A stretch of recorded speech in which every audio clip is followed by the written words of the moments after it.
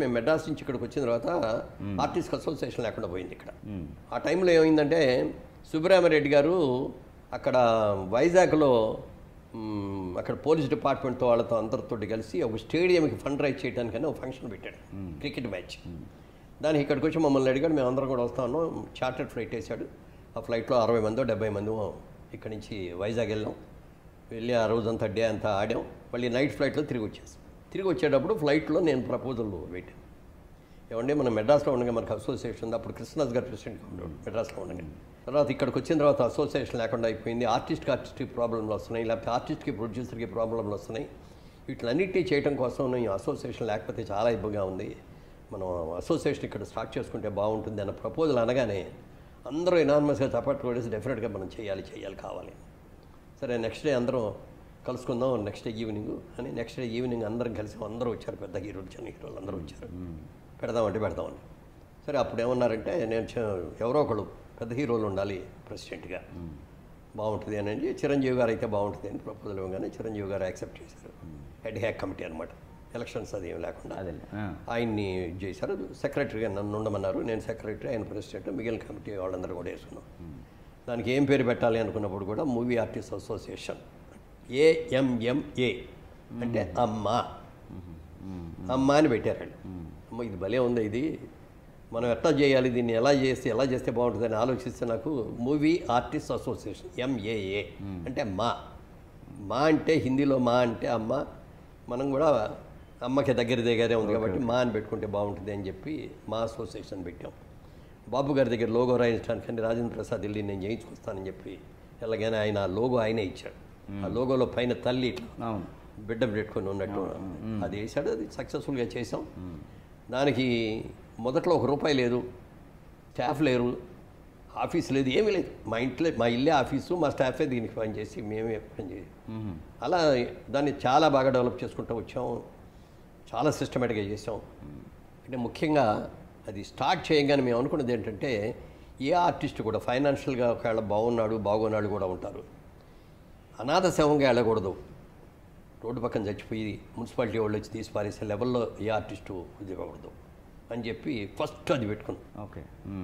పెట్టుకున్నప్పుడు పిఎల్ నారాయణ గారని మంచి ఆర్టిస్ట్ ఉండేవాడు. పిఎల్ నారాయణ గారు స్టేజ్ ఆర్టిస్టు, సినిమాల్లో కూడా వచ్చాడు, డైరెక్ట్ చేశాడు, మంచి మాటలు రాశాడు, నేషనల్ అవార్డు వచ్చింది అతనికి. కానీ ఫైనాన్షియల్గా ఆఖరిలో కొంచెం దెబ్బతిన్నాడు. ఆయనకు ఆరోగ్యం బాగోక రాజమండ్రిలో అక్కడ హోటల్లో కూర్చొని స్క్రిప్ట్ రాసుకుంటూ ఉండగా ఆయన్ని ఆ హోటల్ డబ్బులు కూడా కట్టట్లేదని చెప్పి పంపించారు. ఒకటి కారులో పెట్టేసి ఇక్కడికి వచ్చేసిన తర్వాత ఇంటికి దగ్గరికి వచ్చినప్పటికీ అమీర్పేట దగ్గరికి వచ్చాడు. వచ్చిన తర్వాత ఇల్లు ఎక్కడంటే అక్కడ అని చెప్పాడు. తర్వాత చెప్పడం మానేశాడు, మాట్లాడట్లా. కొంతమందిని దారిమిటిలో బాబు ఈయనెవరో మీకు తెలుసా అంటే అప్పటికే బ్యాడ్ కండిషన్లో ఉన్నాడు. కొంతమంది తెలియదన్నారు. చివరికి ఇది పిఎల్ నారాయణ గారు అండి ఇక్కడే ఇల్లు అని చెప్పి తీసుకెళ్ళి చూపించారు. వాడు తీసుకెళ్ళేటప్పుడు కారులో చచ్చిపోయాడు. అప్పటికే హీ వాజ్ డెడ్. ముందు ఆ కారు ఆడికి డబ్బులు ఇవ్వాలి. రాజమండ్రి నుంచి వచ్చినాడు కారు ఆడికి. సరే చిట్టుబాబు అని రాజబాబు గారు తమ్ముడు ఉన్నాడు కదా, చిట్టుబాబు ఫోన్ చేశాడు మాకు, ఏమంటే ఇట్లా పిఎల్ నారాయణ గారు చనిపోయారండి, ఇట్లా రాజమండ్రి నుంచి కారులో తీసుకొచ్చారు ఆయన్ని, కారుకి ముందు కిరాయి ఇచ్చి పంపాలి, ఈ దాని సంస్కారాలు చేయాలి. మా దగ్గర ₹1 కూడా లేదు. సరే అందరం తలా 5,000, 10,000, 20,000 అట్లా వేసుకొని ముందు ఆ కారాన్ని పంపించేసి ఒక గ్రాండ్గా తీసుకెళ్ళాలి అంతిమయాత్ర, ఒక నేషనల్ అవార్డు ఇతను అని చెప్పి ఆర్టిస్టులకు అందరికీ చెప్పి సాయంత్రం మొత్తం ఊరేగింపుగా తీసుకుని వెళ్ళి దాని సంస్కారం చేసి ఆ ఫ్యామిలీకి ఇంట్లో కావాల్సిన కార్యక్రమాలన్నీ, సరుకులు కానీ డబ్బులు కానీ అన్నీ ఏమి ఇవ్వాలో అన్నీ కూడా ఇచ్చి అది పూర్తిగా చేసాం. అక్కడి నుంచి 1 by 1 చేసుకుంటూ వచ్చాం. తర్వాత రాజనాల్ గారు వచ్చారు.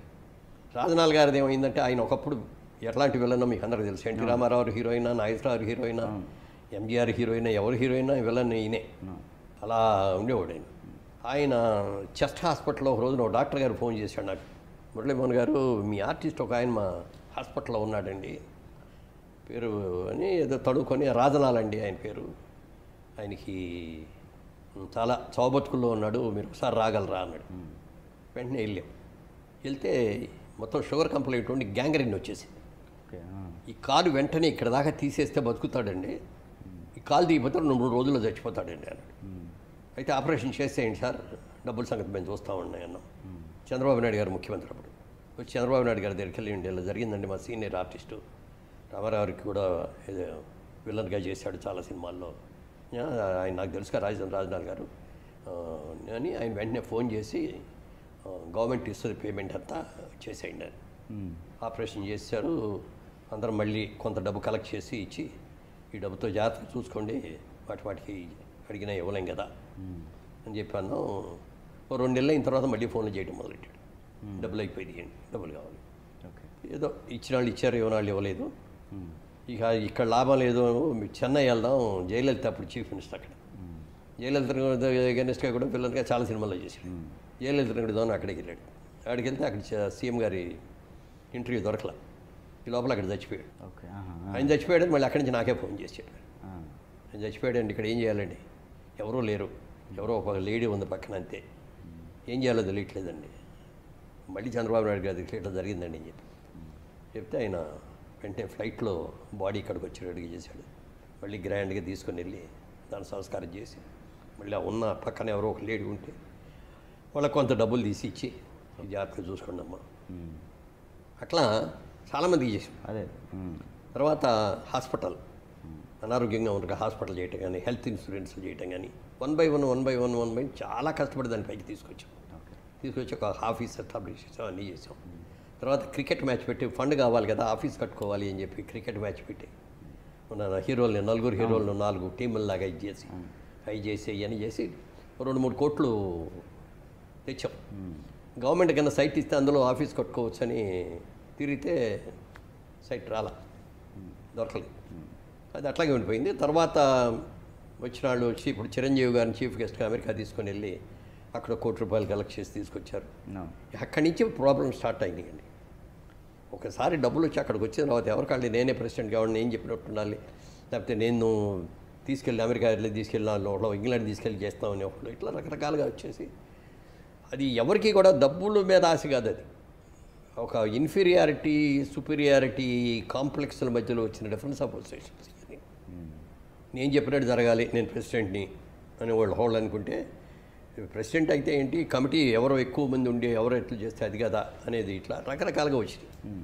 దీన్ని ఎట్లా కొట్ట సెటప్ చేయాలి, దీనికి ఇంత కష్టపడి తీసుకొచ్చిన అసోసియేషన్ దెబ్బతింటే మనమే కదా ఇదని చెప్పి మళ్ళీ చిరంజీవి గారు, నేను, మోహన్ బాబు గారు, జయసుధ గారు, కృష్ణరాజు గారు మేమందరం కలిసి కూర్చొని వీళ్ళందరినీ పిలిచి ఏదో సెట్ చేసాం. సెట్ చేసి ఈ విధంగా చేసుకోండి, ఏదైనా వస్తే ప్రాబ్లం మాకు చెప్పండి, మేము వచ్చి సెటిల్ చేస్తాం అని చెప్పి దీన్ని ప్రజలకి చెప్పాలి. ఎలా చెప్పాలి అంటే దాన్ని ఏదో ఒక అకేషన్ క్రియేట్ చేయాలని చెప్పి డైరీ అనేది చిన్న కార్యక్రమం, మామూలుగా చేసేసి ఫోటోలు ఇచ్చేస్తే సరిపోతుంది. దాన్ని మరి సుబ్రహ్మణ్యరెడ్డి గారు హోటల్లో పెద్ద ఎత్తున పెట్టి దాన్ని చేసాం. గ్రాండ్గా జరుగుతూ ఉండగా చిరంజీవి గారు లేచి మాట్లాడారు. ఆయన అసోసియేషన్ ఈ విధంగా బిల్డప్ చేసి తీసుకొని ఇచ్చాం, ఇప్పుడు చిన్న డిఫరెన్స్ వచ్చినాయి, అన్నీ కూడా సెట్ చేసాం అని చెప్తూ ఏదైనా మంచి ఉంటే వెళ్ళి మైక్లో చెప్పండి, చెడు ఉంటే చెవులో చెప్పండి అనే ఒక అద్భుతమైన మాట అన్నాడు ఆయన. అని ఇది మా ఆర్టిస్టులు అందరూ కూడా గుర్తుపెట్టుకోండి, మంచి చెప్పేటప్పుడు చెప్పండి, చక్కగా ప్రెస్ని పిలిచి మైక్లో చెప్పండి. కానీ ఏదైనా డిఫరెన్స్ ఆఫ్ ఒపీనియన్ వచ్చి ఏదైనా చెడు చెప్పాల్సి వస్తే మాత్రం గబుక్కుని ప్రెస్కి వెళ్ళిపోయి చెప్పేసుకోండి, స్టేట్మెంట్లు ఇవ్వకండి. మాలాంటి వాళ్ళకి చెవులో చెప్పండి, మేము దాన్ని ఎట్లా సెటిల్ చేయాలో చూసి సెటిల్ చేస్తాం అని చెప్తా ఉండగా రాజశేఖర్ గారు వేదిక మీదకి వచ్చేసి పరశురు గోపాలకృష్ణ చేతుల్లో మైక్ లాక్కొని ఆయన ఏదో మాట్లాడు, ఈ డిఫరెన్స్ ఇవి ఉన్నాయి అవి ఉన్నాయి. అది ప్రోటోకాల్ ప్రకారంగా కూడా కరెక్ట్ కాదు. అతను మాట్లాడాలంటే నేను మాట్లాడతానంటే వాళ్ళకి ఇస్తారు, అలా కాకుండా అతను ఆవేశపరుడు, అతను కూడా బ్యాడ్ ఫెలో కాదు, ఆవేశపరుడు. ఏదైనా కోపం వచ్చినా ఆవేశం వచ్చినా తట్టుకోలేడు, ఆవేశంలో వచ్చేదో మాట్లాడాడు, మళ్ళీ డిఫరెన్స్లు వేరు. దానికి అప్పుడు ఏం చేశాడంటే మమ్మల్ని కలిపి చిరంజీవి గారిని, కృష్ణరాజు గారిని, నన్ను, మోహన్ బాబు గారిని, జయసుధ గారిని, మా 5గురిని కమిటీ వేసి డిసిప్లినరీ కమిటీ అని పెట్టి ఈ కమిటీ నిర్ణయాలు ఏదొచ్చినా కమిటీ ద్వారా చేయాలి అని చెప్పి చేశారు. ఇవన్నీ బాగానే ఉన్నాయి, సెటిల్ అవుతున్నాయి అనుకుంటా అంటే మళ్ళీ ప్రెస్కి వెళ్ళిపోవటం, మళ్ళీ ప్రెస్లో ఇవన్నీ ఉంటుంది.